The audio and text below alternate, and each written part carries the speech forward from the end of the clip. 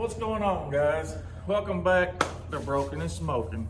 First off, I want to say I appreciate each and every one of y'all that's liking and subscribing and commenting, because I do get a kick out of some of y'all's comments. But I really do appreciate y'all hitting that subscribe button, and we're seeing how far we can grow this channel. All right. And I'm going to bring up again, we're getting Lady Liberty ready for Power Tour.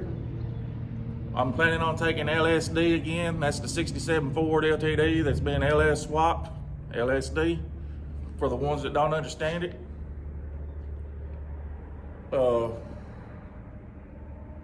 We're starting to get some new merchandise available. If y'all interested in that, email me, leave a comment. Email's in the bio.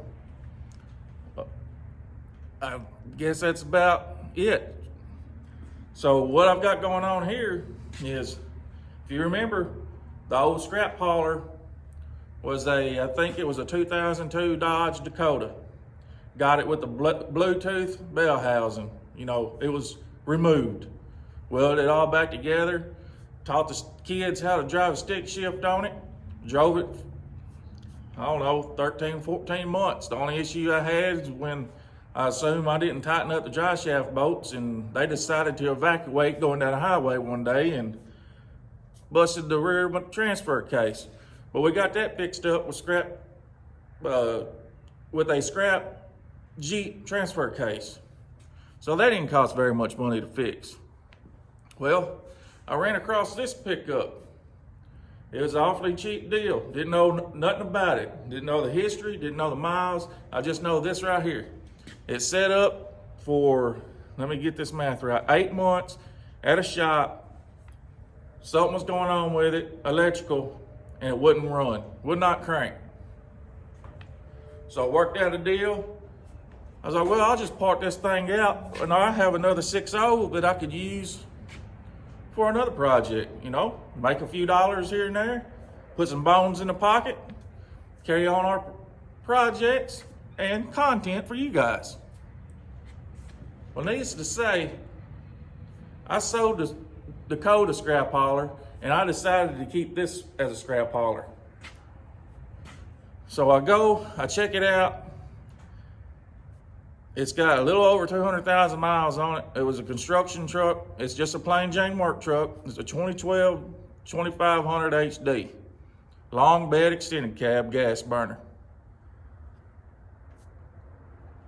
Again, I went to look at it, figured out what everything was, got the old HP tuner software, plugged it up, instantly seen when I got there, by the way, the steering column was tore apart. They done had like a aftermarket remote starter on it that's, I don't know, I guess something was going on with it, is what the issues boiled down to. But I erased the VATs. I just deleted the VATs completely, okay? Got in there and it fired right up. I mean, just roared to life. And I mean, the thing even had a full tank of gas in it, all right? It had to happen at the gas station. I couldn't believe it. I was like, this fuel hand ain't working. But lo and behold, it works. So I got free tank of gas. I say free, I bought the truck, but like I said, it was cheap, okay? Cheap enough, I was gonna scrap this out, part it out, use for what I need, and put the rest of the bones in the pocket. So I drive it home. And I'll get more in depth in this when we do a walk around. So I get to troubleshooting what's going on here.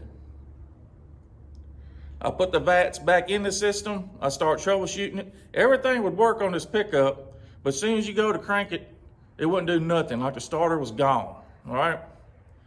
So I start probing around and backtracking, and I found a 2-amp fuse under the fuse panel under the hood that's been blown. I looked and I said, this ain't no way this is gonna be this easy. Went, got the 2-amp fuse out of another truck I got on the fence row, getting ready to part it out. Popped it in here, vroom. Really? That simple? So, needless to say, again, I sold the Dodge and we're going to use this as a scrap hauler. It does have a few things we're going to do to it today, like the variable this has the VVT, variable valve timing. I debated on deleting it, but I ain't going to. I mean, it's on there. I'm going to keep it working. We're going to replace some of those components that are known to fail, and the StabiliTrak. Every now and then, when you make a hard left turn, it'll come up service StabiliTrak. I already know what that issue is. I don't have a way to troubleshoot it, which would be the proper way. But majority of the time, it's going to be the sensor at the bottom of the steering column. So with that being said, let's get started.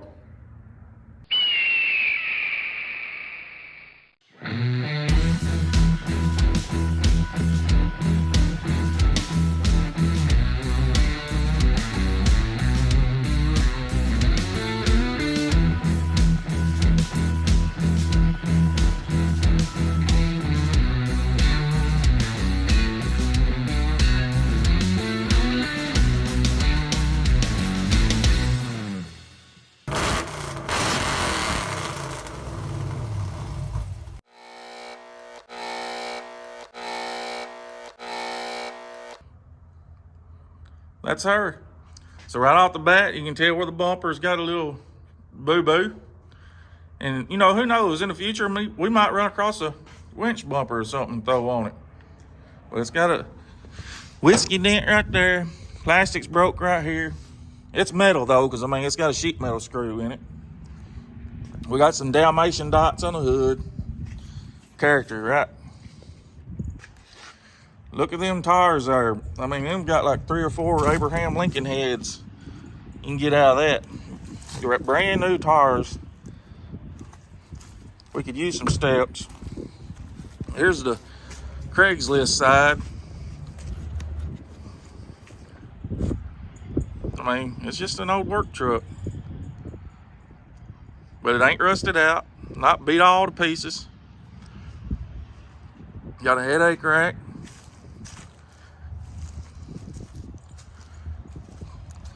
It's got a ball and a bed. I need to do something with that because I went to haul something the other day and I couldn't get that ball out. It's done hung up. Gotta get that sorted out, see what's going on with that.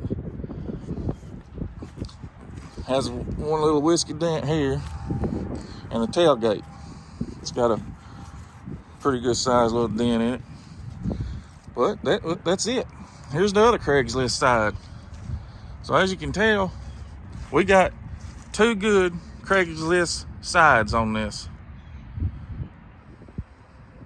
4-wheel drive, rubber floor mats, power windows, locks, which I'm kind of surprised. I guess they might start doing all that now. The old cheap leather here. Really ain't much to look at. I mean, everything works. I did already work on these. These gets real bad corrosion in there. You gotta take them apart, clean them up. And with this one here, I got it ordered. You might pop it in too. I got it laying around here somewhere. But it was so corroded that it done went and blew the fuse in that panel there. I do need to get a windshield in it. It's got a crack. Oh no, it's a good pickup.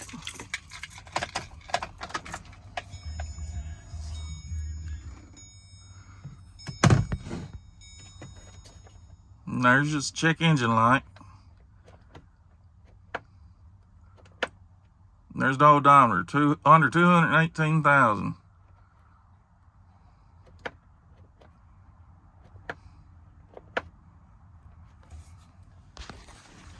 So we're gonna take and hook this laptop up, and I'll show you the codes that it was pulling with that variable valve timing before we start on that. So it's 3 sensors. You got the one in the camshaft, you got the, what is it, the cam sensor, and the actual VVT sensor. I forget the names of them. Then with the StabiliTrak, it's under here, under the dash. We'll get to that later, because I hate crawling around down there. And this is the one that I installed this remote start on for y'all that are wondering. Let me get this laptop hooked up. We got the HP Tuners scanner pulled up, plugged in. Go up here and connect it. Hope y'all can see this. It is a pretty sunny day out here.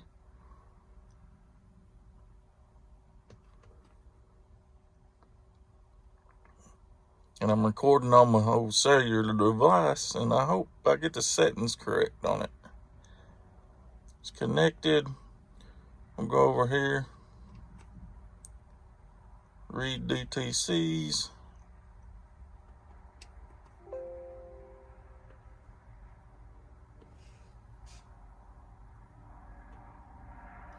And here's all that we have. So as you know, the histories, a lot of your scanners don't do this that normal Joes have, okay? These are ones that has been erased, but they're still in the system.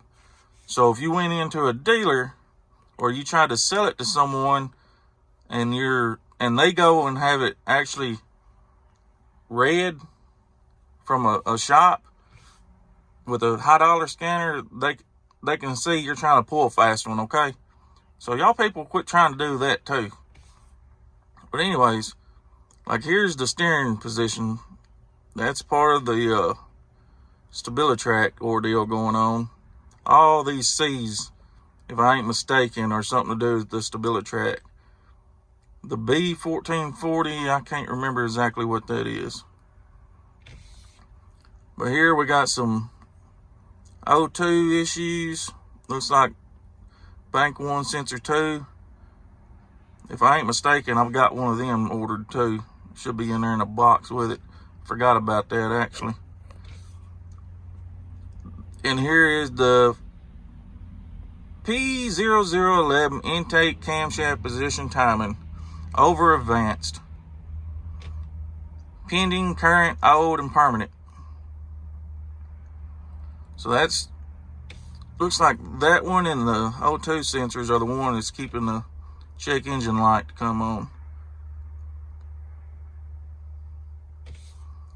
And we'll get to these later. Pending history.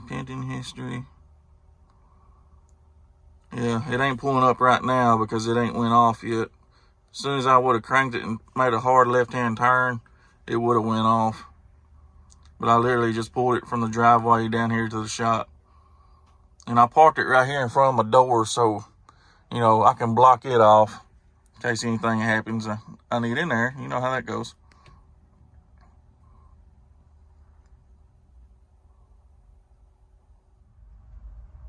With all that being shown and said, I think you got to pull the water pump, all that stuff out of the way. Antifreeze. Hopefully we can recycle on that.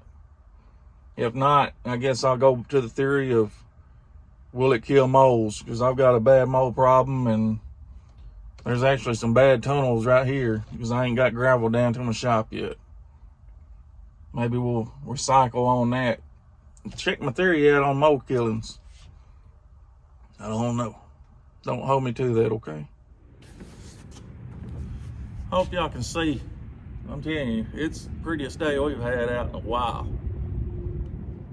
Sitting here looking at it, I can already tell you, getting that fan off that water pump is gonna be the biggest chore if I did imagine. But I got an idea, or a trick, should I say, to get that off. We'll just have to remember if it's left hand or right hand threads, because I don't remember. Some's left, some's right. I guess technically if I sat here and studied it long enough on the directions of the belt, I could probably figure it out. Looks like this has got to go out of the way. Probably the upper shroud and the belt and obviously the water pump. to access what we gotta get to. Guess we better get started instead of procrastinating about it.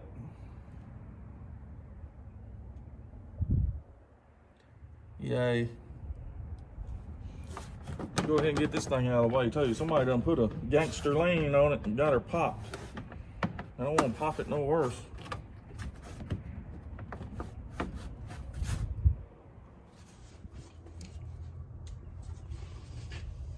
We got it all tore apart.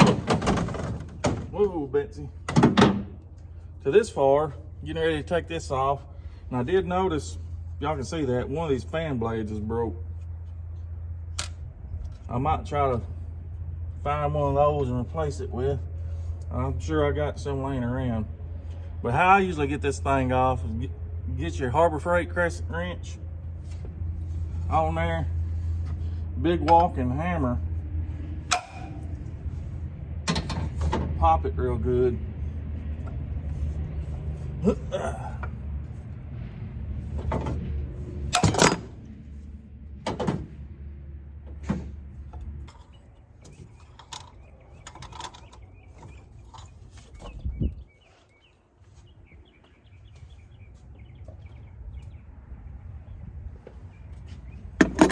Well, time to yank this water pump off there and we'll give access.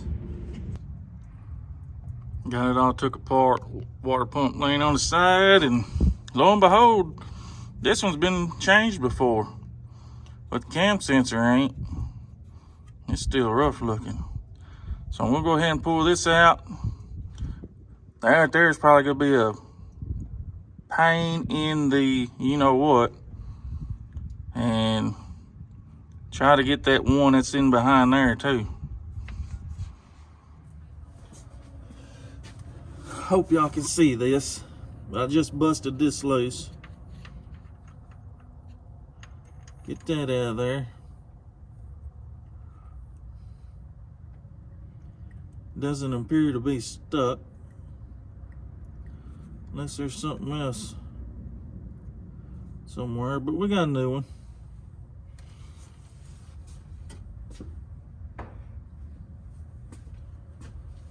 Now for this thing, which is a pain in the butt, but it is moving. So maybe I can pry that out.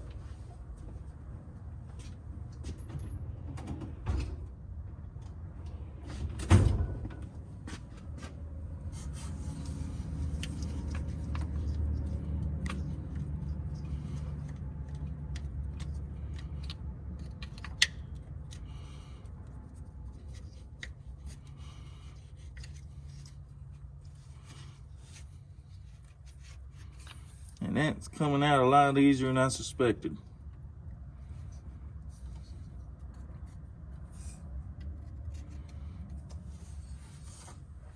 Here's that new valve Dumaflachi.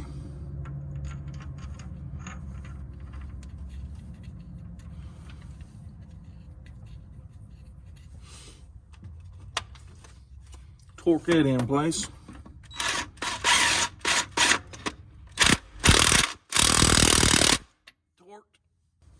Slider loop, cam sensor. All right, now that's installed. Now let's put this Dumaflachi in.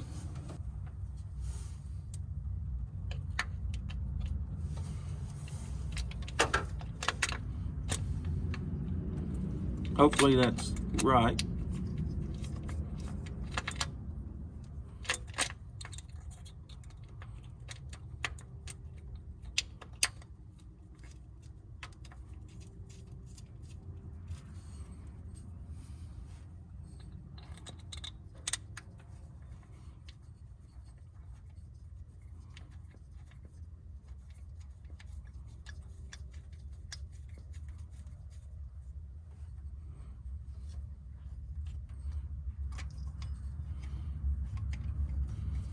Come on, you stubborn there.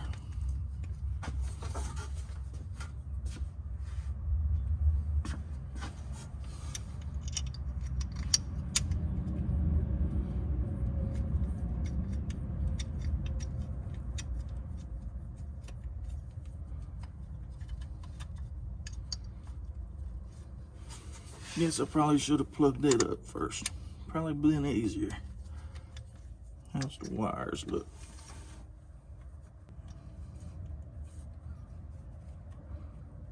Don't want to lose that.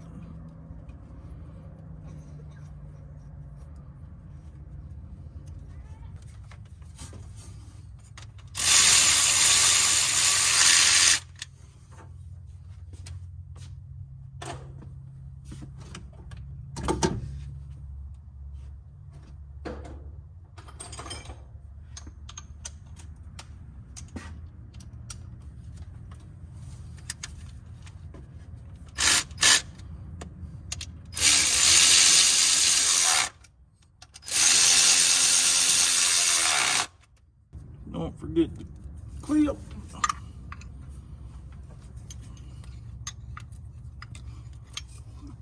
Push that thing back in. Bingo, bango.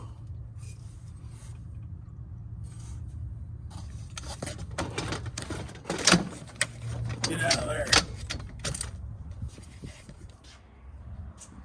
Now I think, well, I got it all tore apart, we'll go ahead and just flush everything out while we got it tore apart.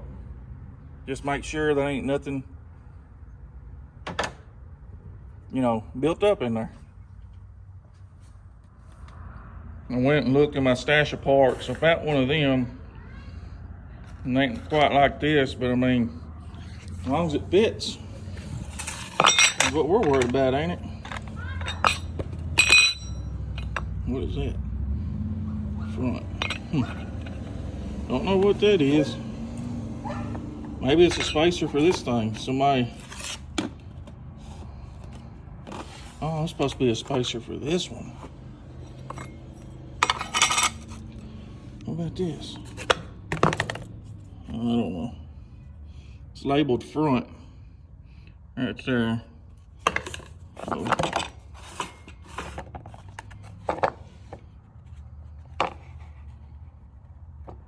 holes are lining up, so I'm going with it. It's better than having this one out of balance and breaking the rest of that off. Who knows, it might as well go through the radiator. So I'm gonna go with this one. Got everything buttoned up. Put some fluid in it. Reckon we'll go crank it. Get the air bubbles worked out. Delete the codes.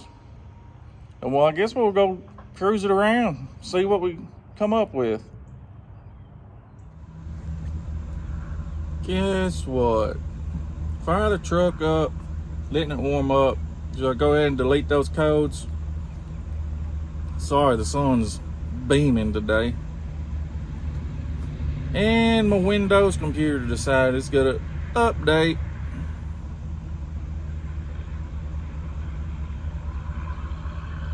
Never fails when you're trying to do something. Your computer decides to update. I got tired of waiting on this computer. It's over here. I don't know. Look.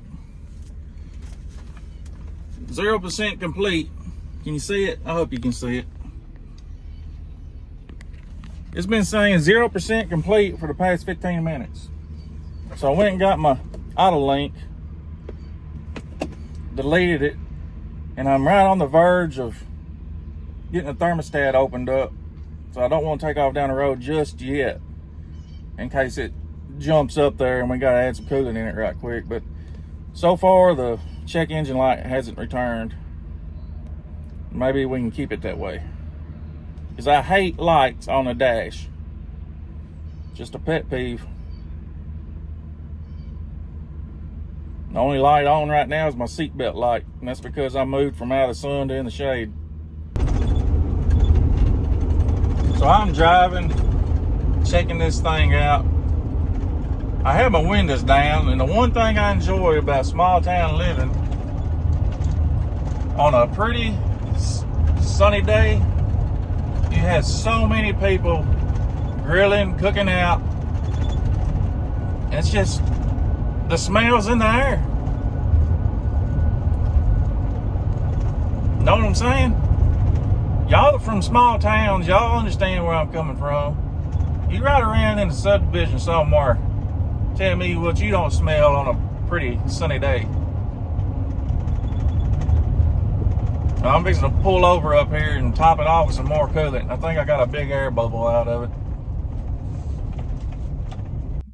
Daughter done got the steering wheel all muddy. She's been out there playing in the mud, and I had her to move the truck, and look at that thing. Yeah, ain't gonna hurt it. But we got down the road, tried everything. Light didn't come back on, but it kind of concerns me a little bit because I didn't do anything with the oxygen sensor yet. I'll give it a couple days, and if it ain't popped up, who knows, maybe it was tied into the, I don't know. You know how that stuff is. I guess that's going to be it for this one. So I know I've got another little scene I'm going to add at the end of this. Until then, I'll catch y'all on the next one. And I can email out order forms too, so if somebody wants one that's not on our stuff, we can email them out, or you can post them. You want to tell them that? Why? Because I stuttered, I don't know what to say. You stutter? Listen to me. I'm too nervous. Well, it's rolling. Can y'all hear that? Because she might not be in the picture, but she admitted that she stutters. She hit me. And old Wobbles over here showed up too. She got a brace on her leg. Because of why? What's it called? I don't know. Come and tell them. I don't know what it's called. Your growth plate. It's not growing as quick as you are. So now she's got to wear a brace. But the reason I got this recorded is because the ex-wife popped up with the broken and smoking, what's it called? Sun visor. She's camera shy. Sun visor? She got a visor on. I'm trying to get her to pop up so she can show it to you. Hey, Mama, go get me a drink out of the fridge. I need a drink out of the fridge.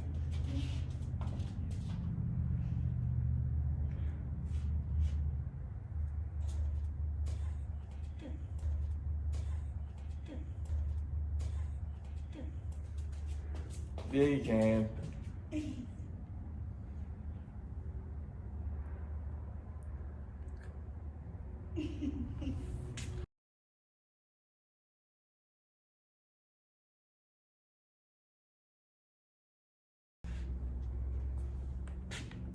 So the ex-wife come on out here to give an introduction to her, and with this merchandise trial thing we're trying, she actually came out here wearing a visor, and I want to show y'all, or show that to y'all.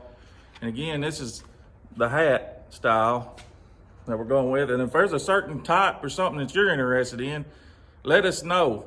We're going to try to leave the link in the description of this on this video, and or you can email me. Like I say, it's in the bio. Here's the ex-wife. This is the people. The people. This is the ex-wife, Megan. And of course, y'all know Whitley. She's limping around right now. She's got to wear a brace for 3 weeks because her growth plate is not growing like she is. So, you got anything you want to say? No? The youngest daughter is with my great aunt, or her great aunt right now. She'll be home in a little bit. So did I explain that right? You did. Or we can email it. Yeah, or we can email it to you. I mean, this is a trial before we get a website set up. We're trying to get I guess a standardized thing going on because it's just us. So we're trying to keep the confusion down, the headache, I guess you could say, and trying to get ahead of this before hopefully we can start selling more and more merchandise. It's just an order form with the process and shipping, and then we will invoice after we receive the order forms. So send us the order forms and we'll invoice you probably through Square or something like that. Square or Venmo. Square, Venmo, something like that. And until we get a website set up where it all does it, how website does. I mean, it's all the World Wide Web, so everybody does it. It's just, we're new at this and we're trying to get a figure on all of it. The form's super easy. It asks what size, how many. And I think it goes up to a 4XL? I think so. So, yeah, and it's set up to go to a 4XL. What about talls? If they want talls, they'll have to email us and I'll have to do a special request for that. But we can get talls. Up to, It's a 3X or a 4X, I'd have to check. so we'll have to check on how big of a size we can get with talls. I know with this one here, it's kind of tight on me, but this is an actual 2XT because I am, tall. That's where the fat jokes always comes in. And the ice cream sandwiches. Yeah, and ice cream sandwiches. But if that's an interest to you, let us know. We'll try to get it sorted out and on the link too, for if you wanted a tall, it could be an option too. But right now, I think it's small, medium, large, all the way up to 4XL. Is that right?